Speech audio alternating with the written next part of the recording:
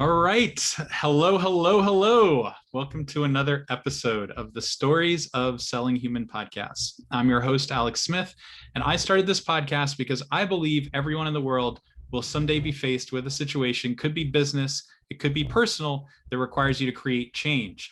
I think we all want to be heard, seen, and understood, but the people who get our attention and convince, persuade, or influence us, they are not just salespeople. There are great humans throughout all walks of life that we're drawn to. I'm going to share their stories here so that we can tap into what makes us human, practice our human skills, and ultimately we'll all become better at selling by being human. All right, gang, this is definitely a seminal day for the podcast. When I first started this, I was so inspired by this person's book, To Sell as Human, which is such a great title. He's the author of 6 provocative books about business and human behavior. His books include the long-running New York Times bestsellers When and A Whole New Mind, as well as the #1 New York Times bestsellers Drive and To Sell as Human. His books have won numerous awards, sold million copies, and have been translated into more than 40 languages. And he lives in Washington, D.C., where my family is from. My dad grew up with his family, and he's a heck of a guy to ride an elevator with.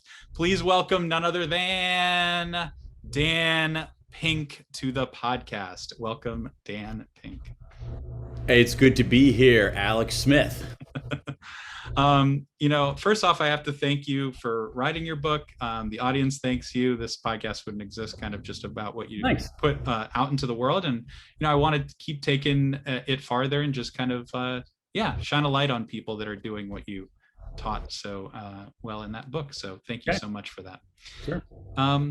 My first question is just in the book. You talked in the book about the new ABCs of selling, and a lot of people are familiar with the movie Glengarry Glen Ross and Alec Baldwin and Always Be Closing. And yours are being attunement, being attuned, bring yourself into harmony with others, groups, contexts, buoyancy, being resilient with rejection, and clarity, just helping guide people into making decisions. So in the spirit of your book, in the first A, I'd like our listeners to get to know you beyond the book. So Dan Pink, where are you from? And I'll tell you why I asked that and how that resonates with me. Well, it's an interesting question. Where am I from? But I'll answer that question is I grew up in Columbus, Ohio. In central Ohio. So when people ask me where I'm from, that's where I'm from. Now, I actually was not born there. I was actually, believe it or not, I was born in Wilmington, Delaware.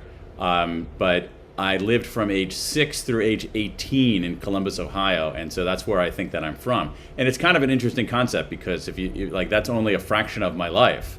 And yet you ask me that question and my instinct is that that's where the answer. I've lived in Washington, D.C., let's see here, over twice as long as that. I've lived in Washington, D.C. since 1993, so I'm coming up on like 28, so it's 28 years. Yeah. 20 years in Washington, 12 in Columbus, but I'm from Columbus. Interesting. It's funny, we relate on that because, I see like you're probably at this time, you might be considering yourself almost a native, like you're a fan of like DC sports teams. Right? Or you're like you kind of like connect to the city. I grew up, born and raised in Omaha, Nebraska, and moved to Rockville, Maryland when I was 12 or 13. My dad got a job at the Smithsonian, his dream job, and he grew up there. And my mom still lives there, but I've lived in Philly for 10 years and now in Tampa, Florida. And so it's weird, where I would have clung to Omaha, and now I'm kind of like, where I'm from outside of DC, but I've also lived in Philly for a long time. So you kind of have to clarify yourself. Yeah, but also when it comes to sports teams, I mean, this is a good time to be from Tampa because it's now Tampa Bay. Yeah, but I am a transplant. I am still a diehard Washington football fan and Nebraska Cornhuskers. Sorry to hear that. Oh, yeah. I am sorry as well, but we'll see. We'll see this next year about the team. But if it's all right with you, I want to tell you a little twist on that question that I learned from my dad, if it's all right. And I'm curious to get your thoughts about it. So my dad asked a question, and I don't know if what you think about this, but like, where are you from originally?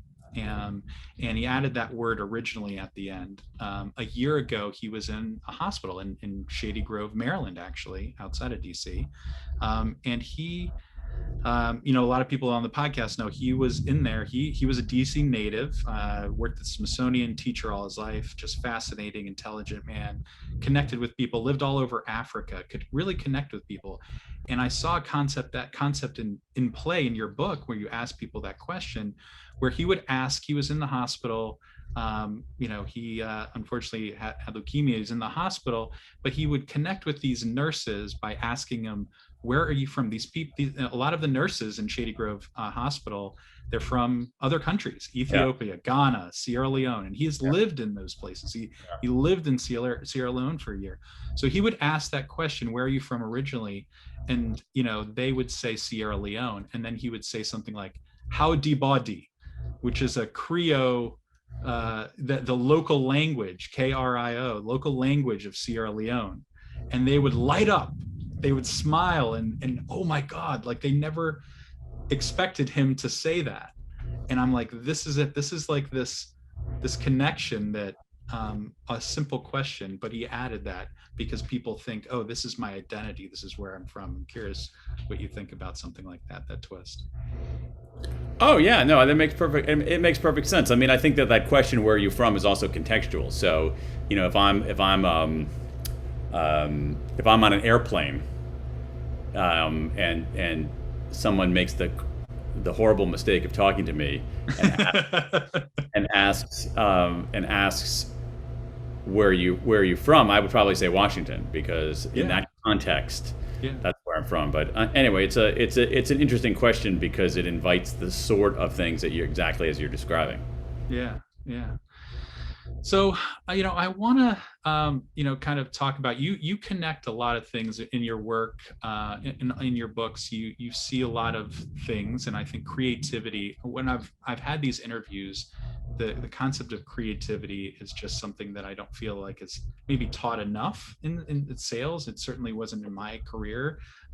Something to hone, or something to kind of like develop in yourself, and you do it very well in your books. You take these concepts seemingly mundane, and you create something out of nothing, to help us understand these concepts, and you do that well as a writer. I'm curious as a reader, because I'm trying to get at like how we help ourselves kind of be more creative as a reader. Have you seen a concept play out, like something that you've read in a book recently? Because I feel like people have probably read your books and have seen these concepts play out in their lives. It certainly did for me and this podcast. Have you read something recently where, as a reader, you actually saw that concept or a philosophy actually play itself out in your day-to-day life? And if so, kind of what might that be? Sure. I mean, I think there are a lot. I think that's the mark of a good book in some ways. And the thing is, it's not that these things were. Here's the thing, though, Alex. Those things were always there. Yeah. It's that someone gave you the lens and the vocabulary, the lens to see it and the vocabulary to describe it. So, I mean, the first book that comes to mind on that is a book called Useful Delusions by Shankar Vedantam. And this is a book about how that we think that being like not psychiatrically delusional, but like thinking like our kids are the greatest thing in the world, or thinking that, hey, if I start a business, even though most businesses fail, I'm going to make it. Or even if 50% of marriages end in divorce, nobody goes in there saying, "Oh, I think my marriage will end in divorce," right? So we're, and what this book lays out is that actually some of these delusions are functional. Some of these delusions actually help us thrive. Some of these delusions actually help us get through the day, and so it made me think, in sense of like seeing it play out. It's not as if I saw it play out there. It's sort of, I said, hey, wait a second, I do that too. Yeah. Yep. You kind of relate it back to yourself. Yeah.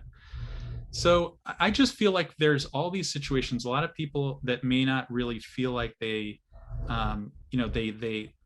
they're in sales. We say that concept. We are, everyone's in sales. And I think if you titled your book, "We're All in Sales," it might not have done as well as it did, because people are somewhat scared of the word. Maybe it would have, definitely. So I guess what, to kind of back up, like, did you, in that concept of like seeing something that convinced you, because I think things can convince us, not just people, things or events can convince us that we need to pursue something. So, simply what convinced you that, you needed to write this book? Maybe you saw a series of things, but, it's a lot of years or a lot of time devoted to actually writing a book about something.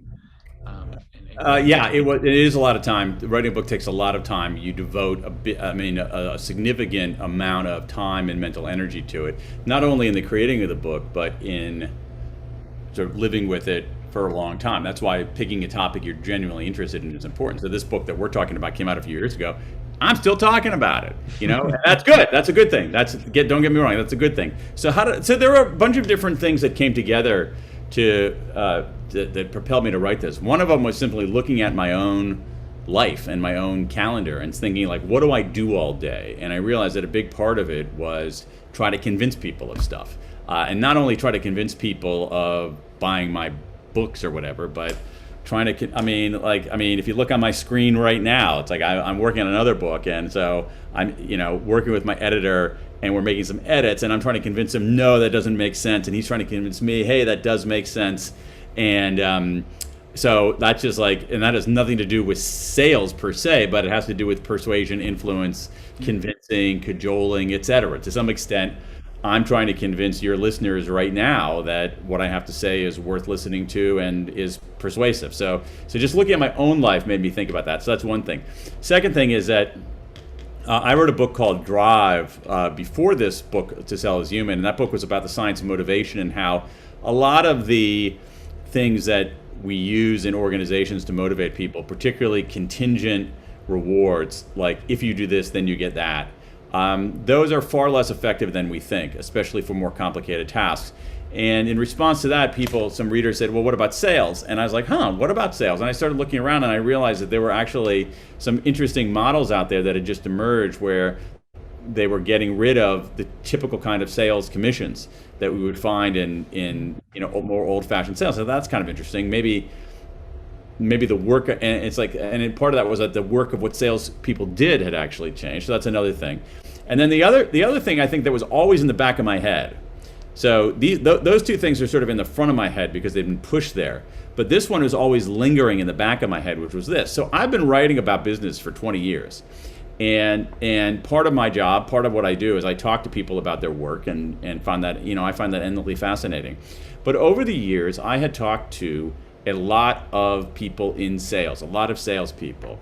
And truly, almost none of them conformed to the stereotype that the smarty pants people in my neighborhood have about salespeople. None of them were Glengarry Glen Ross people. None of them were these kind of slick, glad-handing kind of types. These people were freaking smart. They knew what they were doing. They were strategic. They were really good. They gave a shit, And I'm like, why? It always it's like in the back of my head. It's like, why does the stereotype that I've heard and the reality that I'm seeing diverge so much? And so all these things together, just sort of said, hey, let's, and then also just looking at the universe of books about sales, which I didn't think took sales seriously enough as important, not only important in the sort of the success of an enterprise, but just important as a thing that human beings do, and that requires an enormous amount of sophistication. And so all those things together said, hey, maybe I'll spend several years of my life working on this. Yeah, I'm grateful that you did. Convince people, like, why is it so important, such an essential life skill, Because that's what we do. I mean, here's the thing. I did some research for this book where we looked at, we asked people a question. We did a big survey, asked people a question. How much of your day, how much of your time is spent trying to convince people to give up something they value for something you can offer? Okay, so we didn't use the S word for sales, but we describe what sales is. Yeah. Okay. You give up some, you give up something that you value for something that I can offer, right? It's an exchange, right? And but again, purposely not using the word sales, and also not talking to salespeople, talking to everybody, all the entire workforce. And we found that people are spending, on average, the distribution was a little bit bimodal. That is, that we had a lot of people at the top end and a lot of people sort of at the bottom. But that the average was 40%. People spending 40% of their time on the job doing this thing that's kind of sort of like sales. Now think about that. 40% of your day. That's like 24 minutes of every hour. And that's a lot of time. And when people start looking at their work that way, whether they're a teacher, whether they are a physician, whether they are a nurse, whether they are a contractor, it's like you realize, like, embedded in all of these professions, all these jobs, is some element of selling, persuading, convincing, cajoling. And I've always thought, at a sort of a higher level, is that there's always this, it always frustrated me, because if you look at people's job descriptions and then you look at what they actually do, there's often a big gap. And I think part of that gap is this gap that people spend a lot of their time just trying to convince other people. Yeah, they're trying to get somebody to work on their team rather than another team. They're a boss trying to get their employees to do something different or do something in a different way. They are they're trying to get their boss to go a different direction. I mean, it's just a big part of what it is. And then if you go to our, the outside of our work lives, I'm mostly concerned about our work lives and this stuff. But if you go outside of our work lives, I mean, we have like spouses and partners and children and parents and siblings and friends and neighbors and so forth that we're all at some level engaged in this enterprise with. Yeah, it's interesting. I'm curious, like, if the stereotype will really. I mean, I think your book did a great job of really shifting the narrative, shifting the stereotypes, and movies and all sorts of stuff in pop culture really kind of degrade the stereotype. Yeah. I think, but I hear the same concepts through the, we've interviewed a nurse who said, my job is really to show people that they matter, and to ask them questions, and to feel like that they're seen. And I contrast it with a salesperson who's like, my job is to ask questions, and to sales, I replace the word with service, and to help someone, and to see, and to put myself into their world. So I'm super curious, since this book, I mean, it's almost something that I don't know ever as a writer, if you're like, I would love to, I don't know if once you write something, that's it. And, there's no kind of like sequel or, chapter, second generation or, update. But if you could go into anything deeper or maybe research that didn't make it in, anything that you might want to probe into deeper and to look at that you were, really interested in terms of like the topic. Yeah, I think that I'd be interested. One thing that I didn't explore that I would have is kind of sales and persuasion done by groups rather than by individuals. Because mine was very much focused on the unit of one, like an individual doing this. And a lot of times you have, like a team that is trying to carry out a project and trying to convince other teams, or even so I would have looked a little bit more at groups as persuaders rather than simply individuals as persuaders. What situations would groups be persuading? I'm trying to think of, like, organizations themselves are kind of like a team. It could be that you've got it could be like a 5 people working at a startup who are all of them trying to convince a funder to fund them. It could be that inside of a company, a team is trying to convince other teams in a direction. It isn't simply me on you. It's like basically our team, the pink team, is trying to persuade the Smith team to get out of the way or to join them or something like that. That all of this stuff doesn't happen one individual to individual. It sometimes happens groups to groups, and I had neglected that. there's like a lot of interactions between. I know you do like you talk about social cartography. That could be. Yeah. But that's even that is more of a kind of like individual focused. It's not as Yeah. much about Whole. the team as an entity. Yeah.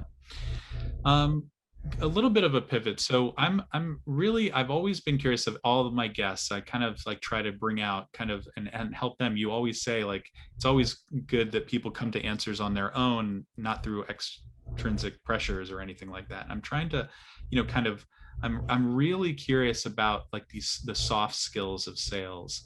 And I don't know kind of what research you found on it, but I always go back to this Josh Bersin quote. I don't know if you're familiar, HR analyst, and he always says, and you say something similar in one of your books in A Whole New Mind, is that people think hard skills are hard and soft skills are soft, but it's actually the other way around. Hard skills or soft skills are actually much harder to obtain. They're things that are most sought after. Behavioral skills are really the future. They're hard to get in yourself. They're hard to obtain, and hard skills are kind of relatively easy to learn and are abundant. So just kind of curious, like things like skills like curiosity or empathy, or just what are these skills? Did you find soft skills that were really desirable? Because I know you talk about introversion and extroversion in the book, and kind of that middle ground is where the key lies.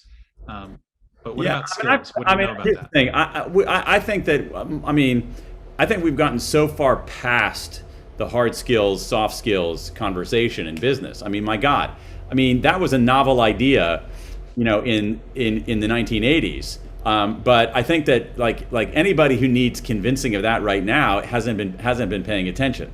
And so obviously you need both. This for me, that's one reason why I wrote a book called A Whole New Mind. If you come in and you're only empathetic, all right. Let's say give me a sales role. You're selling consulting. You're selling IT consulting services. If you come into that job and you're only empathetic, all right, only empathetic, but you don't know anything about IT, you're going to be terrible at that job. All right. If you come into that job and know only about IT and you're not empathetic, you're going to be terrible at that job. And so like this idea, I can't even believe we're still calling these things soft skills. Where that, I feel like anybody who's still even like referring to these things like empathy, or like you say, Alex, curiosity, empathy, finding connections with people. Anybody who still refers to those as soft is like there's like a Rip Van Winkle character. Did you do any research on that side of it, of how, like, because I feel like there's all these organizations like we gotta train on this stuff. We gotta do behavioral training, to beef up our skills in this area? Or do you think there's like, how do you think that relates to sales? What should we be doing? Well, I think that there are ways to. I don't like. It's an interesting question because I'm not sure like something like empathy can be trained. Okay, so we just think about and it's something I've thought about a little bit, which is that when we think about skills, like what can be trained. I think you can probably train somebody to use Excel at a basic level, but I don't know if you can train someone to be more empathetic. I think you might be able to coach somebody to be more empathetic. And so, I think that is a more useful distinction in some ways of like what sorts of skills are trainable and what sorts of skills need not a training approach, but a different kind of approach. I'm not sure exactly how you even call it, a coaching, experiential kind of thing. And my guess is that most things need some measure of both. But the idea that, I just think that there are different ways of fostering those kinds of capabilities. Like you can train someone to use a paintbrush, right? You can train someone to move the bow on a violin, but I don't think you can train somebody to be an artist. I don't think you can train somebody to be a musician. And so I think you can coach people to be an artist and coach people to be I don't even know if coach is the right word, but to me they're different things. And so the endless pursuit of trying to train things might be taking us down the wrong road. Yeah. Do you think, so if like, because I feel like we'll all have to have like certain skills to be able to, do some of the things and not feel like, afraid of maybe putting ourselves out there and kind of learn some of these things that are maybe a little more abstract, something like being curious or having self-awareness. And there are things you can teach someone. Oh yeah.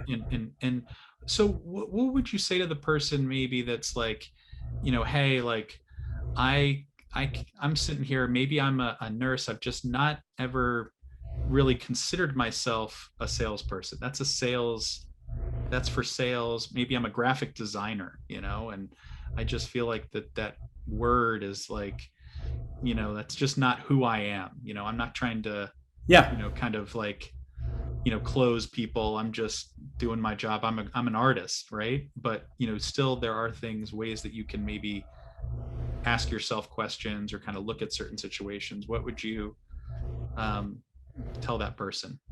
Maybe just tell your friends that are those people. Well, I would tell them to. I totally see where they're coming from, and you mentioned this earlier about the word sales is a word that some people recoil from. What I would do in both of those cases is forget about the word and think about what you do, or maybe like even ask them like, tell me what you did today. And so that graphic designer is going to be, well, using my design software, I laid out this ad, and then I showed it to a client. Oh, what did the client think? Well, he didn't like this, but did like that. Did you agree with that? No. Well, what'd you do? Well, I tried to convince him that, but it's like, oh, hey, how about that? Or you're a nurse and you have, there's a patient who needs to get up and walk periodically, but is very resistant to doing that.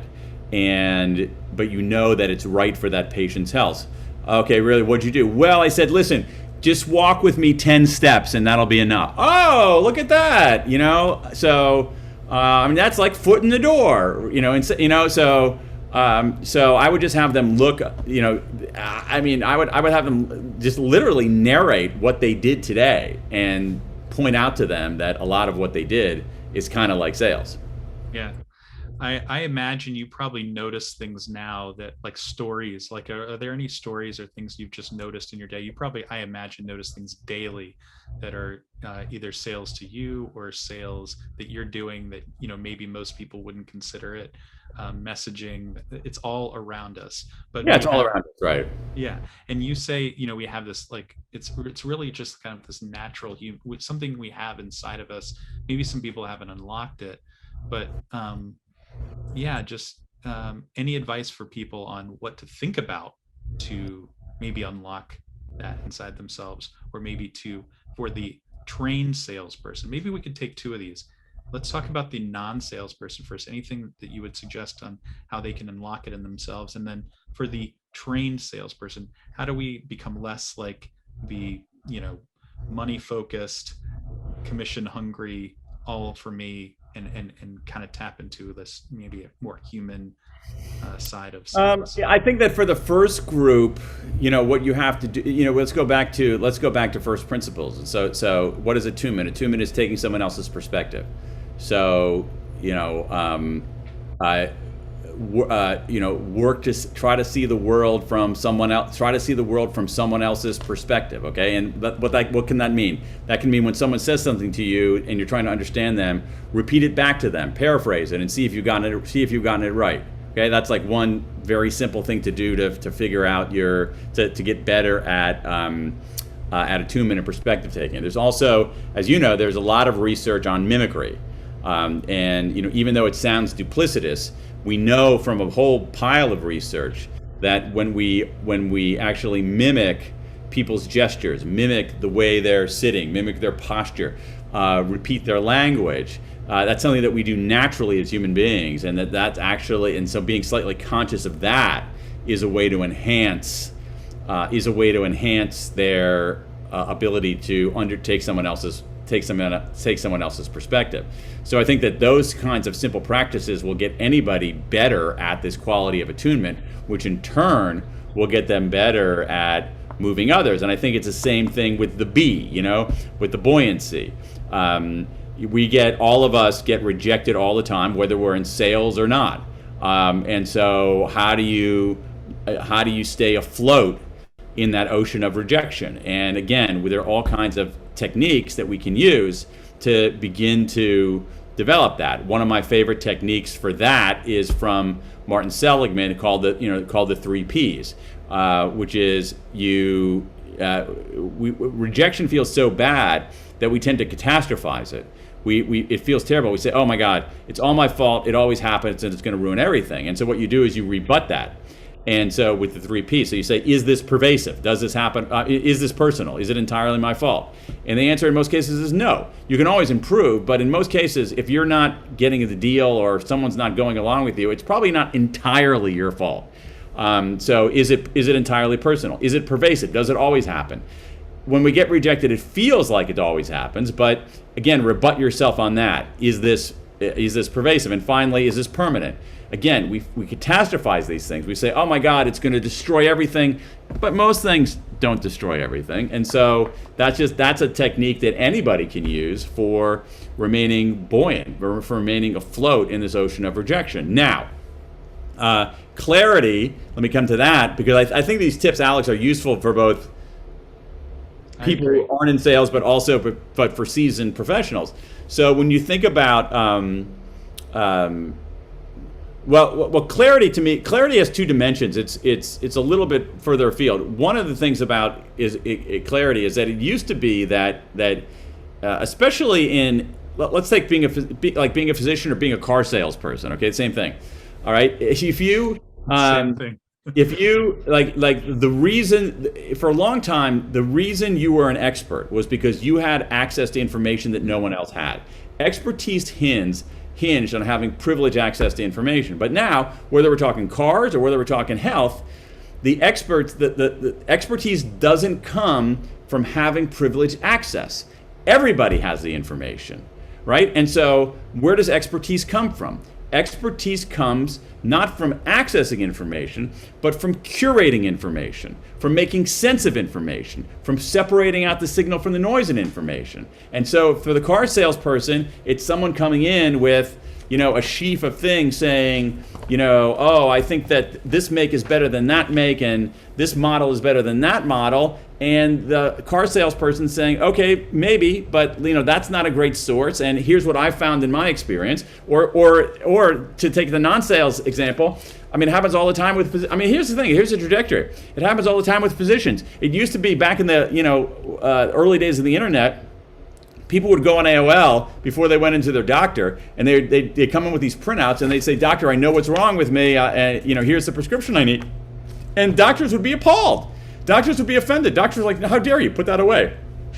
Now you have medical schools that have courses on how do you help a patient sort through the information that she's getting and compiling on her own. So that's an aspect. So you have to think of yourself, there's a return to expertise, but expertise derives not from privileged access, but from your curatorial abilities. The second thing is that, and this is a big deal, this goes a little bit to this thing about what's trainable and what sorts of skills are valuable, which is this, that you've heard this. There are some people in sales who always are going on saying, I'm the problem solver. I'm not in sales. I'm a problem solver, and that's cool. There's still, but problem solving is becoming a commodity, because if you're in sales, if your client or customer knows precisely what its problem is, they don't need you very much. They can find it on their own, or they need you to be one of 2 or 3 bidders to drive down the price. Where are you more needed? You're more needed when they don't know what their problem is, or they're wrong about their problem. And so the skill has shifted from the skill of problem solving, which is being commoditized across white collar work, and it's going to be commoditized at an even faster clip once some of this AI and machine learning, AI and machine learning is gonna. How can I do it so that you can see? So it's I gonna. could see you. So it's like we're at this part of the exponential curve. We haven't hit that, Oh, wow. and so any clearly stated problem with a single answer is not going to be stuff that human beings are going to be doing. And so what matters more is being able to anticipate problems, see around corners. To your word, curiosity. Anticipate, those kinds of things end up being more valuable. So I think if we look at the suite of capabilities, attunement, out of your own head into someone else's head, buoyancy, stay afloat in that ocean of rejection, clarity, go from accessing information to curating it, from solving existing problems to identifying hidden problems, I think that those are at the white hot center of most white collar work today. Yeah, I completely agree. A lot of people have heard of the word empathy, but then they've never heard the word attunement. They're like, what is that, Dan? How does it differ from empathy? How do you use both? Both are important. How do you explain that to people? Well, I mean, so you can think of it. So they're related. They're like siblings, but they're not. They're fraternal twins, not identical twins. All right. So a way to look at them is to think of it. I mean, it's overly simplified, but it'll work. Is that empathy is understanding how people are feeling, and attunement, perspective taking, is understanding what people are thinking, and they're both important. So one of them is more emotional, one of them is more cognitive, and they're both important. I actually think that and there's some evidence of this, that in sales, that they're both important. Okay, so just to be clear, they're both important.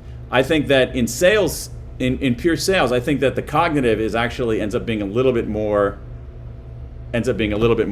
important. But again, they're brother and sister. Yeah. Some people, do you think people confuse empathy? Like I've heard people describe empathy just like that, like putting yourself into someone's shoes, taking. No, it's still putting yourself in someone's shoes to see what they feel like, and perspective taking is putting yourself into someone's shoes to understand what they're thinking. Yeah, got it. I'm curious. If you could, tell us what you think about maybe connections between different concepts in sales. Would that be all right? Because I think you think about, I've heard you say once that you just have a file folder list of different ideas, and you're constantly thinking of different things. And I thought I'd just fire off a couple things. Yeah, lay it on me. Quick. Okay. What's the connection between morality and sales? Is there a connection? Do you think one needs to influence the other? Interesting. That's a great question. I think that, morality is defined as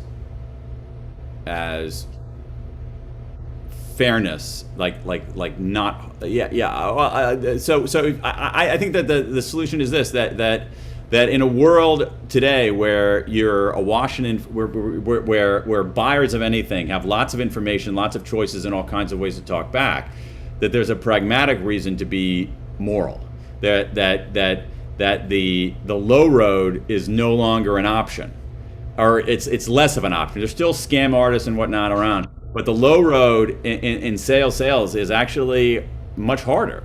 It's not impossible, but it's harder, and so I think that you're better off just taking the high road. I think the high road is much more enduring. The low road is not a long-term strategy, and so and then there's the morale. There's a morality about sort of outright cheating and swindling and deception. All right, things that are, many of which are like against the law. But there are also things like selling somebody something they don't need. I think there's a morality to that too. And I once again, I think that you're going to have a longer career if you are not sticking people with stuff they don't need, but you're actually understanding their real issues and addressing their real issues, and spending a lot more, thinking of what you're doing as a form of service rather than something that's purely transactional that's trying to sell them something. Yeah, I think you open yourself up to a lot more risks. And Dan you have a long history in politics and working for Al Gore, and so you've probably seen both sides of that selling and morality, I imagine, working in. Yeah, I mean, politics is a I mean, politics now is just such a freaking mess. I don't even know where to put it. I don't even know what category it belongs in now. Yeah, I agree.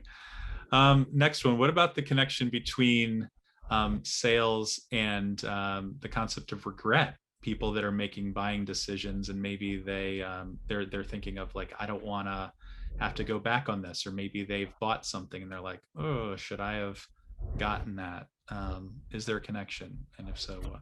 Yeah, I mean, I think that the research I've done on regret suggests that there are 4 core regrets that people have that actually make a big difference in their life and satisfaction and well-being, and in very few instances do they involve buying anything. And so you're better off.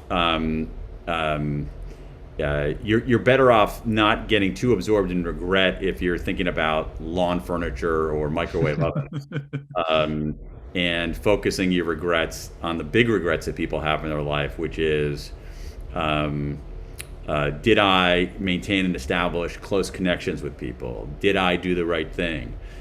Did I take a risk that was appropriate when I had a chance to take a risk, or did I play it safe? Those are the things that people really regret. So that's the thing that and those are the kinds of regrets that I would anticipate. Yeah, I ask it because a lot of times I've had people, in my career, come to me and they're like, Alex, we've been really burned in the past by somebody that just looks exactly like you, or we've been burned in the past and we don't know. We're just unsure if that's gonna. We don't want anything like that to happen again, and so help us understand how you're going to be different. That's that feeling. I don't know if it's regret or not, or if it's just kind of like disdain or whatever or something. But it's like it stays with them, and it makes the job of any salesperson really. I've heard it. Yeah. No, it increases the uphill slope you have to travel through no fault of your own. I'm not sure. Yeah, I'm not sure that's regret. I mean, again, it's like that's there are. I mean, I always use a phrase on this kind of thing. It's like like the bad people have polluted the pond. Yeah, they've made it harder for the rest of us. I mean, it drives me nuts when I look at, say, so a lot of my books are in the business section of the bookstores, and you look at some of the other books on the shelf in the business section. Not all of them, but some of them are just atrocious, and they're horrible, and they never have been published. And so what happens is that somebody picks up one of those, and it's terrible. And then, as a consequence, they end up not picking up one of my books because I can't be there shouting, no, this is different. Yeah. So they polluted the whole pond.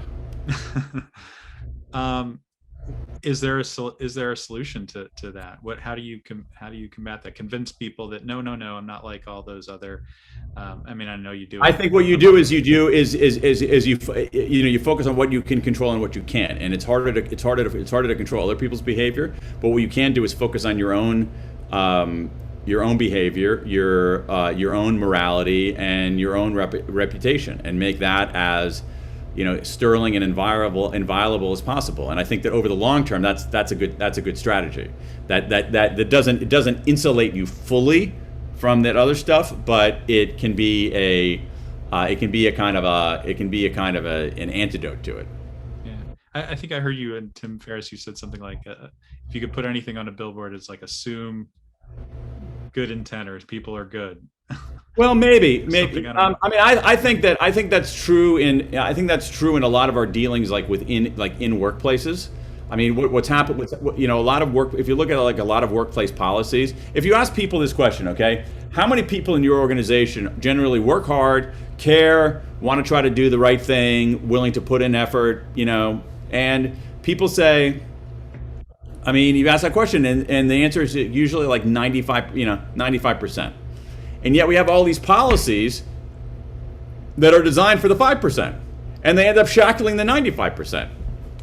And so to me, it's like if you're a leader, if you're running an organization, assume that people, hire good people and assume that they care and can be trusted and want to do good work, and let 95% of them affirm that and get rid of the 5% who disprove that, rather than what we do now, which is like, okay, we're going to assume that 95% of people are bad, they're going to shirk, they can't be trusted, they need to be monitored, and we're going to design all our policies like that. It's crazy.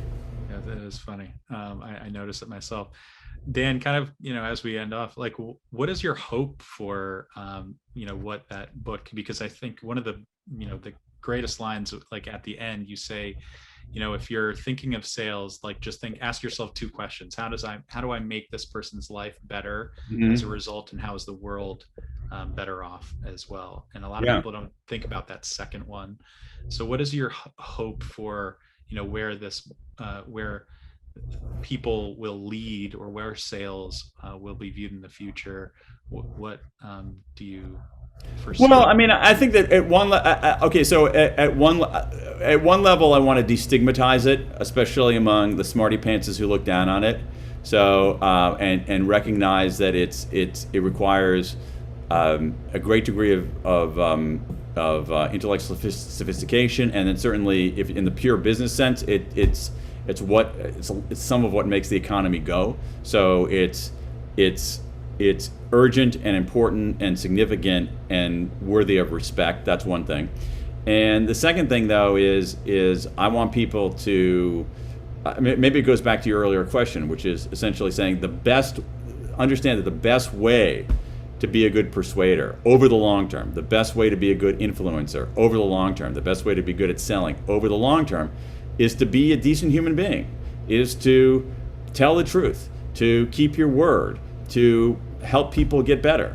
And I think that that's the kind of approach that can have a cascading effect, where if a few people start doing it, other people start doing it, which means more people start doing it, and suddenly the world changes.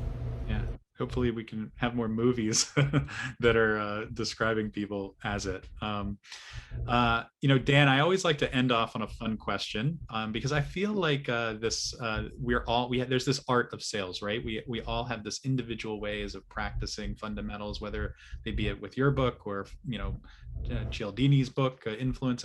We take these fundamentals and we use our experiences to practice them. So this is just a fun question about you, and to get people to know you. So it is, what is something that could only or would only happen, maybe an event, somebody, if I asked your wife or kids, that is just so totally Dan.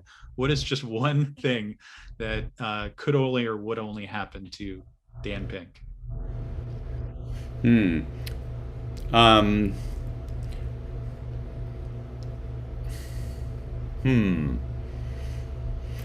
I've always had pauses from people, and I've heard, obviously, like you eat more hard-boiled eggs than, anyone in America. Yeah, I would say that, honestly, I mean, if you ask my wife and kids, that they would say, like, what's one unique thing about me is that I wear shorts, like running shorts, year round.